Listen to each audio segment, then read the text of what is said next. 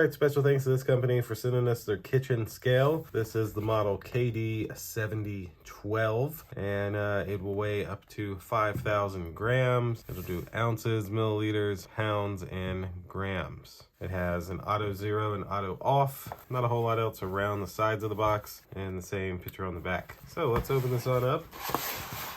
Very nice. So that's it for the box.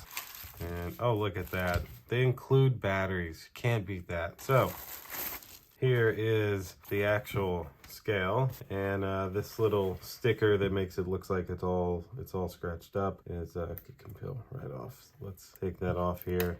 Look at that nice, clean chrome. Yeah. So looks like go in nice and easy on the back. So pop in one. Warrior batteries. There we go. So it should zero out. Oh, it's a physical button. Oh, ounces, pounds, grams. Wow, that's awesome. And so then if I was to take something and put on it, this for example, we can see that weighs 182 grams. There we go. And it of course has a little user's manual with it to give you more information. So that'll do it for this kitchen scale. Thanks again to this company for sending it to us, and thank you all for watching. We'll see you in the next one. Deuces.